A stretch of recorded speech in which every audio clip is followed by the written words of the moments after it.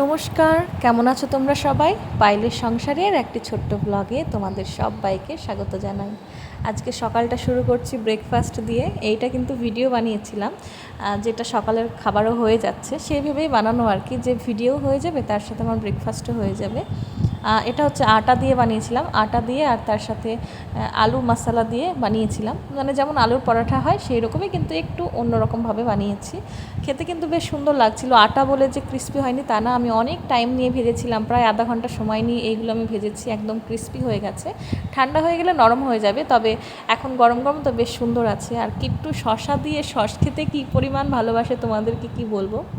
আর এই যে যেদিন আমি ভালো খাবার বানাই সেদিন দিদি ভালো একটা খাবার দিয়ে যায়, যেদিন আমি খাবার বানাই না বা ভালো কিছু বানাই না সেদিন কিন্তু সেভাবেই থাকি। কিন্তু যেদিনে আমি দেখেছি যে আমি ভালো কিছু বানাই বা পেট ভরে একটু ব্রেকফাস্ট করবো বলে সেরকম কিছু বানাই, সেদিনই দিদি আবার এক্সট্রা কিছু দিয়ে যায়। এর আগের দিনও সেম হয়েছিল, আমি কিন্তু পাস্তা বানিয়ে খেয়েছিলাম, তারপর দিদি এসে ইডলি দিয়ে গেছিলো, আর আজকে ধোসা দিয়ে গেছে। আর আমার ধোসা খেতে খুব ভালো লাগে, আর এই ধোসাটাও খুব সুন্দর হয়েছিল, একদম ক্রিস্পি ছিল। আর তার সাথে ছিল বাদামের চাটনি, মানে খুব সুন্দর লাগছিল খেতে। তো মানে মাঝে মাঝে মনে হয় যে যেদিন নিজের থাকে সেদিন সবাই দেয়, আর যেদিন নিজের থাকে না সেদিন আর পাওয়া যায় না। তো খুব ভালো লাগছিল খেতে। আর কিট্টুও খাচ্ছিল, মানে ধোসাও খেয়েছে একটুখানা, তার সাথে পরোটাও খেয়েছে, মানে ওই যে গোল গোল পরোটাগুলো। তো ওটা কিছুটা বেঁচে গেছিলো, দেখলাম যে ওটাই রেখে দিই, ওটা বিকেলে খাওয়া যাবে একটু গরম করে, তবে ধোসাটার পরে খাওয়া যাবে না, কারণ গরম গরম ধোসা না খেলে পরে একটু চিমড়ি টাইপের হয়ে যায়। তো এখানে টিভি দেখছে কিট্টু। তো ভেবেছিলাম আজকে ডিম রান্না করব, দুটো তিনটে ডিম আছে ঘরে, তো ভেবেছিলাম ওইটা দিয়ে কোনো রকম রান্নাটা করব। সেই জন্য সকালে যে ব্রেকফাস্ট বানিয়েছি তার সাথে আলু সেদ্ধ এক্সট্রা করে করে নিয়েছিলাম। ওই কটাই আলু ছিল, আর ছিল না। কালকে যেহেতু একটু স্কুল খুলবে, কাল থেকে আবার বাজারঘাট শুরু করব। তো দিদি এসেছিল খাবারটা দিতে, তখনই দিদি বলল যে মানে দিদির ছেলেকে, মানে অনেককে চিকেন আনতে দেবে। তো আমি ভাবলাম তাহলে একটু চিকেন আনিয়ে নিই, ডিম যেহেতু কম আছে। তো এখানে চিকেনটা বসিয়ে ফেলবো। একদম অল্প পরিমাণে চিকেনটা আনিয়েছি, 100 টাকার চিকেন আনিয়েছি। তার মধ্যে অর্ধেকটা রান্না করলাম, অর্ধেকটা আবার রেখে দিলাম, আমার ভিডিওর কাজে লাগবে। মোটামুটি 6 পিস রেখে দিয়েছি, আর 7-8 পিস মতো রান্না করলাম। ছোট ছোট করে নিয়েছি, কারণ সবই প্রায় সলিড চিকেন বলতে গেলেই চলে। ও অত বোঝে না, চিকেন টিকেন আনতে পারে না, কারণ ওর বাবাই নিয়ে আসে। তো ও অত বোঝে না, মানে সেরকম বাইরে বেরোয় না, ও অত কিছু বোঝেও না। তো যেগুলো বেশি সলিড সেগুলো রেখে দিলাম, ভিডিওর কাজে লেগে যাবে, একদিক দিয়ে আমার সুবিধা হলো। আর যেগুলোতে টুকটাক একটু হাড়টার আছে সেইগুলো এখন রান্না করছি। আর আমি আর একটু একা, এত বেশি করে বা কী হবে। তো ভাত হচ্ছে আর চিকেন হচ্ছে। আর এই যে ডিম করতে গিয়ে যে আলুটা, ডিম করবো বলে যে আলুটা সেদ্ধ করেছিলাম, সে আলুটা এরকম সেদ্ধ এই যে মাখিয়েছি, ভালো লাগে খেতে। পেঁয়াজ দিয়ে বেশ ভেজে ভেজে রান্না করলে অনেক সুন্দর লাগে আলু সেদ্ধটা। কিন্তু গরম ধরেছে প্রচুর, বাইরে রোদ নেই, মেঘ করছে, প্রচণ্ড গরম। কিট্টু নিচে গেছে ড্রয়িং করতে, এই যে একেবারে রোদ নেই, কিন্তু গরম লাগছে। 2 মিনিট বসিয়ে তারপর চিকেনের জলটা দিয়ে কিট্টুকে নিয়ে আসবো, ওকে স্নান করাবো, তারপর একদম খেয়ে দিয়ে একটু রেস্ট নেব। গরম ধরে গেছে আসলে, সকালে ভিডিও বানালে একটু চাপ হয়ে যায়। তো বানিয়ে রাখছি, যেহেতু বাড়ি যাব একটু এক্সট্রা করে ভিডিও বানিয়ে রাখি, কারণ বাড়ি গেলে আমার ভিডিও বানানো হয় না, প্রবলেম হয় বাড়িতে। আর এত কিছু টেনে নিয়ে যাব না এবার, ওই 5 দিনের জন্য যাওয়া। তো যতটুকু এগিয়ে রাখা যায় সেটাই চেষ্টা করছি। তো চলো পরে আবার কথা বলছি। চিকেনে একটু জল দেবো বলে ভাবছিলাম যে এক্ষুনি কিট্টুকে আনতে যাবো, ততক্ষণে কিট্টু অলরেডি চলে এসেছে। আর ও নিচে গিয়ে একটু কালার করে, কারণ কিট্টুর যে দাদা, মানে ও তো অনেকটা বড়, ওর সঙ্গে খেলা করার মতো না, কারণ ও তো কলেজে পড়ে, বড় হয়ে গেছে। আর কিট্টু ছোট, এবার জেঠুর সঙ্গে যখন, আজকে জেঠু এখনও আসেনি, চলে আসবে, তবে জেঠুর সঙ্গে যখন খেলা করে তখন ওই মারামারি টাইপের খেলা করে। আর জেম্মার সঙ্গে তো সেটা পেরে ওঠে না, তাই দিদি ছবি আঁকিয়ে দেয় বা অনেক ছবি আঁকিয়ে দেয়, ও বসে বসে কালার করে, ওটাতে ওর একটু টাইম কেটে যায়। আর বলছি না, ওর যেহেতু স্কুল নেই সেই জন্য খুব মুশকিলে পড়ে গেছে, মানে সকালের টাইমটা কাটে না। তাই আমি নিজে থেকে বলি যে তুই যা একটু ঘুরে আয়, জেম্মার কাছে বস গিয়ে খেলা কর। তো এখন কিছুদিন থেকেও যখনই যায় তখনই গিয়ে দেখি ড্রয়িং করে, সেই জন্য আমি কপিটা নিয়ে ওকে পাঠিয়েছিলাম যে তুই কপিটাই নিয়ে যা, জেম্মার কাছে কালার আছে, ওইগুলো দিয়ে তুই কালার করে নিবি। তো এখন আমি বললাম যে থাক, ও কিন্তু আবার চলে যেতে চাইছিল। আমি বললাম আর যেও না, এবার স্নান করে নাও, প্রায় অনেকটা সময় হয়ে গেছে, 12:30 বেজে গেছে। স্নান করে নিয়ে তারপর ওকে খাওয়া দাওয়া করাবো। সকালে তো ওই পরোটাটা খেয়েছে, পেটটা কিন্তু অনেকটাই ভরা, ভাবছি যত তাড়াতাড়িও খাওয়াবো না, কারণ এখন কিন্তু বাজে প্রায় 12:30, খাবার খেয়েছি 10টার সময়, তবে এখনও কোনো রকম খিদে পাইনি। আর এই যে চিকেনটা দেখছো, এটা কিন্তু আজকে কষা কষাই রাখবো, তবে কিট্টুর জন্য কষা চিকেন রাখবো না, কারণ মশলার পরিমাণটা বেশি হয়ে যাবে। তো প্রথমে কি করব, আমার জন্য চিকেনটা তুলে রাখবো, তারপর কিট্টুর চিকেনের মধ্যে জল দিয়ে একটু ফুটিয়ে ওরটা নামিয়ে তারপর আবার আমার চিকেনটা দেবো, একটু লঙ্কার গুঁড়ো দিয়ে দেবো, নাহলে খাওয়া যাবে না। আর এই যে ধোসাটা একটু ঢাকা আছে, ও কিন্তু বলেছিল মামা পরে খাবো, রেখে দাও। একটু ধোসা ঢাকা আছে আর একটা পরোটা মতো ঢাকা আছে, তো ওটাই বলছিল খাবো। আমি বলছি এখন খেও না, তোমার এই যে চিকেন হয়ে গেছে আর ভাত তো রান্না হয়ে গেছে, ওর জন্য এই যে চিকেনের ঝোলটুকু অল্প করে করলাম, ও এটা দিয়ে ভাত খেয়ে নেবে। আর আমার এই যেখানে চিকেন কষাটা রেখে দিয়েছি, এটা একটু মানে লঙ্কার গুঁড়ো দিয়ে নাড়িয়ে নিতে হবে, নাহলে ভালো লাগবে না খেতে। রত্না মিত্র থেকে কমেন্ট এসেছে, ব্যাগটা কাশ্মীর থেকে এসেছে, মানেটা আমি আগের দিন ভিডিওতে তোমাদেরকে বলে দিয়েছি, কারণ আমার দাদা ওখানে ছিল, তারপর অসুস্থ হয়ে যাওয়ার কারণে ও হঠাৎ করে ওখান থেকে বেরিয়ে আসে, ওর ব্যাগটা ওখানেই রাখা ছিল। তারপর ওর যে একজন বন্ধু বা দাদা বলতে পারো, সিনিয়র, উনি এসে ব্যাগটা আমার এখানে দিয়ে গেছেন, কারণ ওনার বাড়ি আমার বাড়ি থেকে একদম কাছেই। আর এই যে এইদিকে দেখো বৃষ্টি চলে এসেছে, আর আমি কিন্তু গাছগুলো একদম সরিয়ে রাখলাম, যেহেতু আমার গাছগুলো জানালার ধারে থাকে, তো রোদ হলে রোদটাও পাই, তেমন বৃষ্টিটাও পাই। কিন্তু কিছুদিন থেকে এত পরিমাণ বৃষ্টি হচ্ছে যে আমার গাছের গোড়াগুলো যেন শুকোচ্ছেই না, আর কোনো কারণে গাছগুলো যেন মারা যাচ্ছে। এই যে দেখো, কতদিন আমি জল দিই না, 5-6 দিন হয়ে গেল আমি গাছগুলো জল দিই না, জল কিন্তু শুকোচ্ছেই না, যেহেতু ঠিকঠাক রোদ নেই। আর এই গাছটা তো টুকটাক ফুল ধরা শুরু হয়েছে। আর তার সাথে এই যে আমি টাইম ফুলের গাছগুলো আমি বাড়ি থেকে কষ্ট করে টেনে এনেছিলাম, সেই গাছে কিন্তু বেশি ফুল ধরে না। আমি তো জানি টাইম ফুলের গাছে সবসময় ফুল ধরতে থাকে, সেই ভেবেই এনেছিলাম, কবে একটা ধরে, তবে এবার দেখছি যে 2-3টে ডালে কিন্তু এরকম করেই এসেছে, কবে ফুটবে জানি না। সেই জন্য মানে ভয়ও লাগছে, বেশি বৃষ্টির জল পড়ে গেলে গাছগুলো হয়তো মারা যাবে, সেই জন্য সরিয়ে রেখেছি। এই যে এখানে আমি একটা সুন্দর গাঁদা ফুল লাগিয়েছিলাম, বেশ সুন্দর হয়েছিল, গাঁদা ফুলের গাছটা বড় হয়ে গেছিলো। আর এই যে দেখো এই দুটো গাছ, এগুলোও মারা যাচ্ছে, আমার এত পরিমাণ মন খারাপ করছে। কি বর কিট্টু সোনার স্কুল, তাই এই যে ওর জন্য স্যান্ডউইচ বানাবো, একটা আলু আর একটা ডিম সেদ্ধ করতে দিয়েছি। আর এখন জামাগুলো আয়রন করতে হবে, ঘরের কাজ সেরে ফেলেছি, উঠেছি 6টায়, ও এখনও ঘুমোচ্ছে, এখন ডাকবো না, ঘরের কাজ সেরে ফেলেছি। তো অনেক দিন হলো তো, স্কুলটা ছুটি ছিল, তো জামা কাপড়গুলো আমি এর মধ্যে সব কাচের মধ্যে ঢুকিয়ে রেখেছিলাম কেচে, যাতে নোংরা না হয় আর কি। তো এখন এই জামা কাপড়গুলো আয়রন করব, তারপর স্নান করব, পুজো করব, ছেলেকে ডাকবো। আর কোথায় আছে সক্সগুলো, কোথাও একটা রেখেছিলাম, দেখি। কিট্টু তো খুব আনন্দে আছে, আজকে স্কুলে যাবে, তো সক্স আর এই যে ড্রেস দুটো পেয়ে গেছি। আর প্যান্টটা কোথায় আছে জানি না।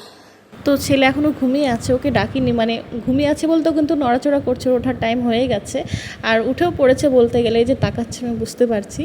তো দেখলাম যে ও শুয়ে আছে, মানে এখন ঘুম থেকে উঠে তো সঙ্গে সঙ্গে উঠে খেলা করতে শুরু করে না, ঘুম থেকে ওঠার পর কিছুক্ষণ একটু ল্যাদ খায়, মানে শরীরে একটা আলসেমি হয়, জানোই তো, সবারই হয়, বাচ্চার বলে না, বা বড়োদেরও হয়। তো দেখলাম ও যতক্ষণ ঘুমিয়ে আছে বা শুয়ে আছে, ততক্ষণ আমি ড্রেসটা আয়রন করে নিই, কারণ মানে কি বলবো, ড্রেস আয়রন করতে আমার খুব ভয় লাগে।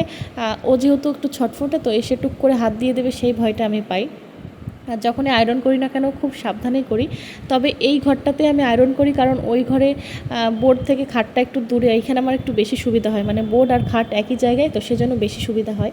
তো আমাদের ওখানে কিন্তু এরকম একটা হয়েছিল যে একটা বাচ্চার হাত পুড়ে গেছিলো, মানে একদম বড় বড় ফোসকা উঠে গেছিলো, মানে মাটা মানে কি বলবো, আয়রন করে জামা কাপড়টা রেখে, আয়রনটা ওখানেই ছিল, মানে সুইচ কিন্তু অফ ছিল, তবে ওই ইস্ত্রিটা কিন্তু গরম ছিল, ও কোনো কারণে ভুলে গেছে বা কিছু একটা হয়েছিল, যে সেখান থেকে উঠেও চলে গেছিলো, আর সেই সময় বাচ্চা মেয়েটা এসে হাত দিয়ে দিয়েছিল, তো ওর হাতে কিন্তু প্রচণ্ড পরিমাণে ফুসকা পড়ে গেছিলো। তখন থেকে আমি আরও বেশি, এই কথাটা শোনার পর থেকে আমি আরও বেশি সতর্ক হয়ে গেছিলাম, যে আমরা যেটা ভাবি যে বাচ্চাটা করতে পারবে না, কিন্তু বাচ্চাটা সেটাই করে দেয়। সেই সময় সেই বাচ্চার বয়স কিন্তু অনেক কম ছিল, তবুও ও গিয়ে কিন্তু ঠিক আয়রনের ওপর হাত দিয়ে দিয়েছিল, আর প্রচণ্ড পুড়ে গেছিলো, মানে একদম বড় বড় ফুসকা হয়ে গেছিলো। আমি দেখেছিলাম, আমি যদিও অনেক দিন পরে দেখেছিলাম, অনেক দিন পরেও ওর হাতের রঙটা কিন্তু একদম অন্যরকম হয়ে গেছিলো, দেখেই খুব কষ্ট লাগছিল। তখন থেকে আমি কিন্তু একদম সাবধান হয়ে গেছি, যে আয়রন করার সময় আমার কোনো কাজ রাখবো না, মানে কিচেনের কোনো কাজ রাখবো না বা অন্য কোনো কাজ করতে করতে সে আয়রনটা করবো না, তাহলে কিন্তু ভুল হয়ে যাবে। আর সব থেকে মুশকিল হয় আমার কাছে এই প্যান্টগুলো আয়রন করা, বাচ্চাদের বলো বা বড়দের প্যান্টগুলো ইস্ত্রি করা যে কী পরিমাণ মুশকিল হয়, মানে কারণ ওগুলোতে ভাঁজ দেওয়া থাকে, আবার ঠিকঠাক হতেও চায় না। আমি পারি না, বড়রা হয়তো পারবে বা সবাই হয়তো পারে, কিন্তু আমার দ্বারা হয় না। তো যাই হোক, কোনো রকম করে আয়রনটা করে নিলাম, যেহেতু অনেক দিন থেকে জামা কাপড়গুলো কাচের মধ্যে ঢোকানো ছিল, একটু ভাঁজটা নষ্ট হয়ে গেছে। তো এই যে আয়রনটা করলাম, করে কিন্তু সঙ্গে সঙ্গে আমি খাটের তলায় রেখে দিই, কারণ খাটের তলায় কিট্টু কোনো মতেই যাবে না, আর কোথাও রাখতে পারি না, কারণ গরম আয়রন যেখানেই ঠেকবে সেই জায়গাটা কিন্তু গলে যেতে পারে, সেই জন্য খাটের তলায় গিয়ে রেখে দিলাম। ওই যে ও কিন্তু নড়াচড়া করছে, তো এখন ওকে গিয়ে স্নান করাবো আর তার সাথে ওর খাবারটা রেডি করব। তো ভাবলাম যে স্নান করতে যাওয়ার আগে ওর ড্রেসগুলো একটু রেডি করে রাখি। প্রথমে এই হ্যাঙ্কিটা রেখে দিলাম, এটা কিন্তু মুখ মোছার হ্যাঙ্কি না, এটা আসলে ওরা টেবিলের ওপর যখন খাবারটা রেখে খায়, প্রথমে টেবিলের ওপর এই হ্যাঙ্কিটা রেখে দিতে হয়, তার উপর টিফিন বক্সগুলো রেখে তার উপর খাই, না হলে ব্যাগে বা বেঞ্চের উপর নোংরা করে ফেলবে, সেই জন্য। তো আস্তে আস্তে 4-5টা জিনিস যে কটা লাগবে সে কটা রেডি করলাম, করে জামাটা দিয়ে ঢেকে রাখলাম, নাহলে কিট্টু আবার ওইগুলো নিয়ে খেলা শুরু করে দেবে। তারপর আমি স্নানে চলে গেছিলাম, স্নান টান করে এখন এই যে পুজো করতে বসে গেছি। আর কিট্টুকে এখনও তুলিনি আমি, কিন্তু আমি জানি যে ও কিন্তু এখনও জেগে আছে, তবু আমি ওকে বলেছিলাম, বাবু তুমি চুপচাপ শুয়ে থাকো, এখন একদম খেলা করবে না, তুমি শুয়ে থাকো, রেস্ট করো, আমি এসে স্নান ধ্যান করে নিই, তারপর তোমাকে তুলবো। তো আমি যখন পুজো করতে বসি ও কিন্তু একদম শুয়ে থাকতে পারে না, টুক করে এসে আমার পাশে বসে যায়। এখনও যদিও আসেনি, তবে আমি জানি ও ঠিক টুক করে এসে বসে পড়বে, কারণ ওর একটু প্রসাদ খাওয়ার নেশা আছে, মানে একটা দুটো দিলেই ও খুশি হয়ে যায়। তো এখানে একটু ঠাকুরের আসনটা মুছে নিয়েছে, মুছে একটু হাত ধোয়ার যে জলটা সেটা ওই জানালা দিয়ে ফেলে দিয়ে আসলাম। মাঝে মাঝে কিন্তু মনে হয় এক এক দিন যে ভিডিও দেবো না, কারণ আমার ভিডিও খুব একঘেয়েমি টাইপের হয়, কারণ আমি বাইরে তো কোথাও যাই না, এই বাজার করার, ঘরে থাকার, ছেলেকে নিয়ে যাওয়া স্কুলে। তো এই কিছুদিন আগে অবধি যেহেতু স্কুলটা ছিল না, তাই মনে হতো যে একদম বোরিং একটা জীবন, সেই জীবনটা তোমাদের দেখাতেও আমার নিজেরই বোরিং লাগতো। তো সেই জন্য ঠিকঠাক ভিডিওগুলো করছিলাম না, কিন্তু তাতে আমার অনেক ক্ষতি হয়ে গেছে, কারণ ভিউজটা একেবারেই ডাউন হয়ে গেছে, মানে যতটা আসতো তার তুলনায় অনেক অনেক ডাউন হয়ে গেছে। তো সেই জন্য দেখলাম যে আমি যেটুকু পারি ছোট হলেও তোমাদের সাথে ব্লগ শেয়ার করার চেষ্টা করব। এমনকি যারা আমাকে ডেলি কমেন্ট করতো তাদের কমেন্ট আসছে না, কারণ আমি ভিডিওতে কমেন্ট হয়তো সেরকমভাবে পড়ছি না, সেই জন্য তারাও কমেন্ট করা ছেড়ে দিয়েছে বা ভিডিওটা দেখা ছেড়ে দিয়েছে। তবে আমি ভাবি যে একদিন না একদিন ঠিক সব কিছু হবে, একটু কষ্ট করি, যেদিন হওয়ার ঠিক হবে, আর না হলেও কিছু করার নেই, কারণ ভাগ্যের ওপর কারোর হাত নেই। এইসব সোশ্যাল মিডিয়ায় কাজ করা জিনিসটা কিন্তু একদম ভাগ্যের ওপর নির্ভর করে, এই হচ্ছে না একদিন এমনভাবে হবে যে মানে সবাইকে ছাপিয়ে যাবে, এরকমও হয়, আবার অনেকের চেষ্টা করেও হয় না, এরকমটাও হয়। তো আমি এত কিছু ভাবি না, আমার মনে হয় যে যেটুকু পারা যায় সেটুকু করার চেষ্টা করি। আমি এখন অনেক ব্যস্ত থাকি, তো এই ব্যস্ততাটাই ভালো, মানে শুয়ে থেকে অন্যের রিলস দেখে বা ফালতু ভাবনা চিন্তা করে সময় না কাটিয়ে নিজের মতো করে নিজের কাজগুলোকে তুলে ধরতেই ভালো লাগছে, কারণ এটাতে আমি প্রচুর পরিমাণে ব্যস্ত থাকি। বলতে গেলে ওই দুপুরের ঘুম ছাড়া আমি আর রেস্ট নিই না বললেই চলে, দুপুরের ঘুম আর রাতের ঘুম এইটুকুই আমার জীবনে রেস্ট। তো এতেই আমি খুশি যে আমি সারাদিন কাজের মধ্যে থাকি, কারণ বুঝতেই পারছো হাজব্যান্ড থাকে না, ছেলেকে নিয়ে থাকছি, একা থাকছি, সেখানে মানে ফালতু বসে থাকা জিনিসটা করলেই আমি নিজে অসুস্থ হয়ে যাব, আমার মাথাটা অসুস্থ হয়ে যাবে, এটা সেটা ভাবনা চিন্তা করে আমি নিজে শেষ হয়ে যাব। তো যাই হোক, যতটা পারবো তোমাদের সাথে সব কিছু শেয়ার করার চেষ্টা করব। তবে এই জিনিসটা ঠিক যে আমি অন্য ব্লগার যারা ব্লগ বানায় তাদের মতো অতটাও মন খুলে ক্যামেরা করতে পারি না, রাস্তাঘাটে ক্যামেরা করতে পারি না। আর যেহেতু আমি ছেলে নিয়ে রাস্তাঘাটে থাকি, তো তাই ফোনটা যে খুলে ক্যামেরা করব সেইটা আমি করতে পারি না, আমার ভয় লাগে যে আমার গাফিলতির কারণে ছেলেটার জন্য কোনো রকম ক্ষতি না হয়ে যায়, সেই জন্য আরও ভয় লাগে, সেই জন্য আমি রাস্তাঘাটে গেলে খুব ভিডিও কম করার চেষ্টা করি। আর এখনও আমার ভেতরে সেই লজ্জাবোধটা আছে যে মানুষজন দেখছে আমি ভিডিও করছি, এত মানে বাজারের মধ্যে যখন বাজারে যাই, বাজারের মধ্যে এত মানুষ, তার মধ্যে আমি ফোনটা তুলে ক্যামেরাটা করব, সেই জন্য আমার কিন্তু অনেকটা লজ্জা লাগে, কে কী ভাববে, কে কী বলবে, সেই ভাবনা চিন্তাটা এখন আমার মনের মধ্যে গেঁথে রয়েছে। যেদিন এই লজ্জাটা ভাঙবে সেদিন হয়তো আমি ঠিকঠাক তোমাদের সাথে সব কিছু শেয়ার করতে পারবো। আর এই যে কিট্টু সোনা দেখো চলে এসেছে, এসে কিন্তু টুক করে প্রসাদটা নিয়ে নিল, এখন কিন্তু ব্রাশ করা হয়নি। তো আমি বারণ করি না, কারণ বাচ্চাবেলায় এইসব জিনিসগুলো যদি মজাই করতে না পারে, এই যে আমি বসে পুজো করছি, এসে টুক করে প্রসাদটা মুখে দেওয়া, এগুলো কিন্তু বাচ্চাবেলাতেই বাচ্চারা করে, বড় হলে তো এগুলো করবে না বা ওর ভালোও লাগবে না এই জিনিসটা খেতে। তো সেই জন্য আমি সবসময় যে রুলসের মধ্যেই রাখতে হবে এমনটা করি না। ব্রাশ না হয়েছে তো কী হয়েছে, ওর যে ভালো লাগছে খেতে এটাই অনেক। আমারও ভালো লাগে, আমি যখন পুজো করি ও এসে পাশে বসলে আমার কিন্তু বেশ মনটা ভালো লাগে। ক্লারা বোনার বা কিছু একটা আইডিয়া আমি সঠিক পড়তে পারলাম না হয়তো, সেখান থেকে কমেন্ট এসেছে তোমার ওয়াশিং মেশিনটা কোথায়। আমার ওয়াশিং মেশিন বলতে দিদি হয়তো বলতে চেয়েছে আমি যখন ব্যাঙ্গালোরে ছিলাম সেই ওয়াশিং মেশিনের কথা, কারণ আমি এখানে আসার পর থেকে তো ওয়াশিং মেশিন কিনিনি, কারণ এখানে ওয়াশিং মেশিনের পয়েন্ট বানানো নেই, যেহেতু পুরনো বাড়ি বুঝতেই পারছো কোনো রকম পয়েন্ট করা নেই, সেই জন্য এখানে ওয়াশিং মেশিনটা নেওয়া সম্ভব না। আর ব্যাঙ্গালোরে যে ওয়াশিং মেশিনটা ছিল সেটা কিন্তু আমরা বিক্রি করে দিয়েছিলাম, ওয়াশিং মেশিন প্লাস বাইক, তার সাথে আমাদের যে ফ্রিজটা ছিল। ওয়াশিং মেশিন আর ফ্রিজ আমাদের ঘরে যারা আসছিল তারাই নিয়েছে, আর বাইকটা পরে হাজব্যান্ড অন্য কোথাও বিক্রি করেছে। শান্তনা মজুমদারের থেকেও একটা কিউট কমেন্ট এসেছিলো, ওনাকেও ধন্যবাদ জানাই। তোমরা এভাবে আমার পাশে থেকো। তো চলো ভিডিওটা এবার শেষ করব। এর একটি ভিডিওতে রিয়া কমেন্ট করেছিল যে দিদি হনুমান চালিসা জপ করো তাহলে ভয় কেটে যাবে। একদম ঠিক বলেছো, যখন আমার ভয় পাই তখন আমি হনুমান চালিসা চালিয়ে দিই জপ করতে, আমি যদিও পারি না এখনও। সিম্পল হাউসওয়াইফ মন্দিরা আইডিয়া থেকে কমেন্ট এসেছিল যে দিদি তোমার ভিডিওটা খুব সুন্দর হয়েছে, তুমিও আমার পাশে থেকে। আর মরিয়মের থেকেও কমেন্ট এসেছে, অনেক ধন্যবাদ তোমাদেরকে যারা যারা আমাকে কমেন্ট করেছো। তো চলো ভিডিওটা শেষ করছি, সবাই খুব ভালো থেকো।